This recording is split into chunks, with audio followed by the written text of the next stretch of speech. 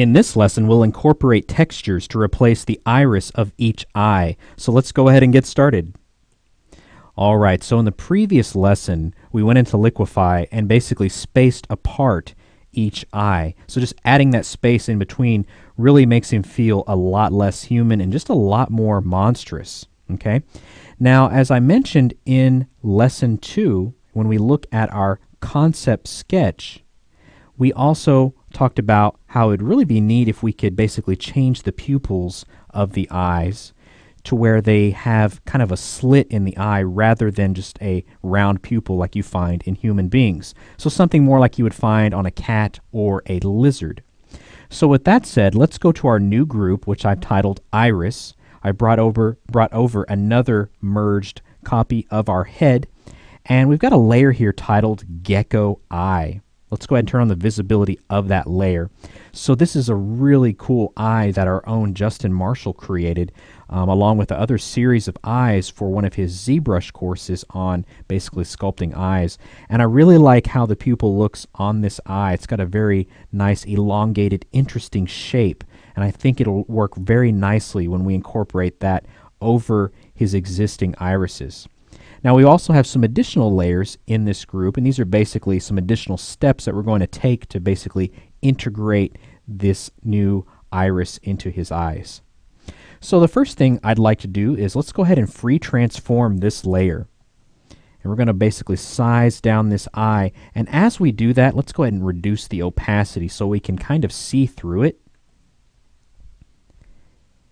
And we'll just basically use his original irises that we kind of cleaned up and repositioned and resized in the previous lesson and place this new one right over the top of it.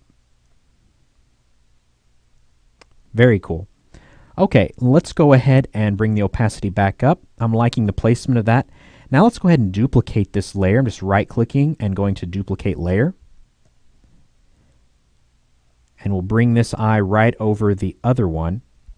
May want to reduce the opacity just to kind of see how it's looking, and we might want to reduce the size just a hair, just very slightly, just given the angle of the overall head. So this will be extremely slight change. We'll bring the opacity way back up. Now let's go ahead and just merge both of these layers. Okay. Now I'm really not worried about making any destructive edits to these irises just because I have the original eye as its own PSD file, which is also included in your project files. So we can easily go ahead and make some changes and any kind of destructive edits to these eyes. And if we feel like we've gone too far, we can always just grab that other eye, that iris again, and bring it back in. Now let's go ahead and reduce the opacity one more time. And we'll just go ahead and grab our eraser tool, just using a hard round brush and using transfer as our setting. We'll just go ahead and erase away just the bottom of those eyes, just kind of starting to set them into the whites of the eyes basically, and into the overall eye socket. And we'll just do the same thing over here.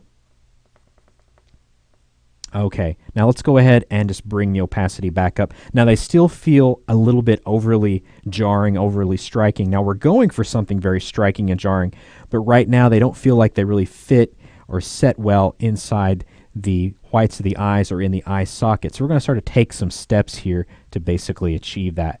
Now the first thing I'd like to focus on is just kind of adding that specular highlight. That's basically that little white dot that you actually see on his original eyes right there, just from when the camera took the image of him. And so that just kind of adds a lot, I think, when you can add something like that.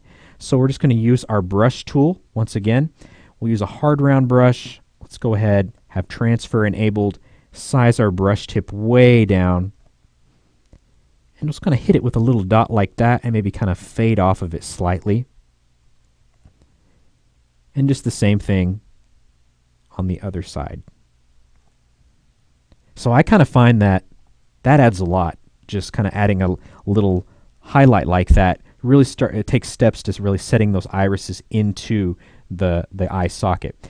Now the next thing we want to focus on is our shadows and highlights layer. And this is basically where we want to kind of start to weave in all of these elements that make up the eye just a little bit better. So I'm going to go ahead and sample just kind of from a skin area right below the eye here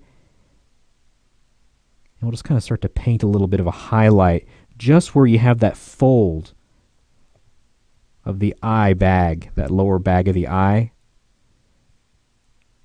Just kind of helping add a little bit of depth there and setting that eye into the socket.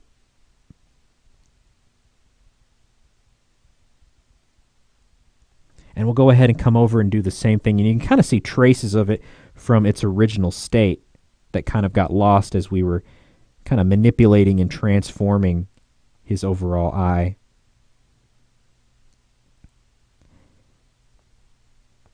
And I may want to go ahead and bring in a little bit of white in there too, just to kind of give it a little bit of wetness, just very faintly. So something like that, again, really helps in setting those into the eyes right there, setting those irises into the eye. And we may even want to come up above and kind of bring in a little bit of information there, a little bit of a highlight in there as well. Now granted, it's not going to be as strong because this lower area is being hit a lot more with light coming from the light source to the screen left, but just kind of faintly kind of working some of that in there as well. Okay, the next thing I want to focus on is adding some veins in. Let's go ahead and grab kind of a darker red, size our brush tip way down, and we want to think about just kind of working in just some veins. Again, we're just trying to add some visual interest into our concept. And I think having some nice red veins on his eyes would look really cool. Now we can kind of set these in a little bit better if we want to by using a blend mode. Because right now they feel like they're kind of sitting on top of everything, in my opinion. So what I'd like to do is let's go ahead and try a blend mode like overlay. We could even try hard light to kind of see how that fits. And we could always kind of reduce the opacity a little as well. Just kind of playing around with the blend modes and kind of experimenting.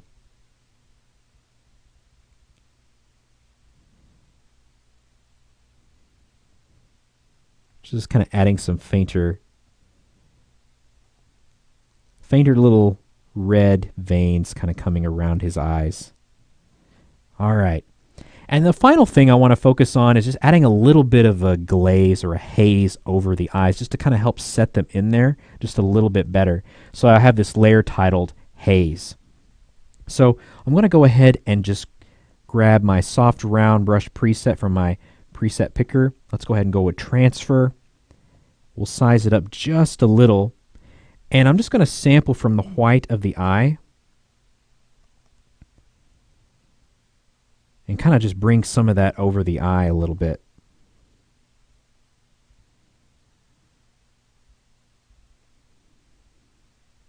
And if we want, we can reduce the opacity as we see fit. So all of these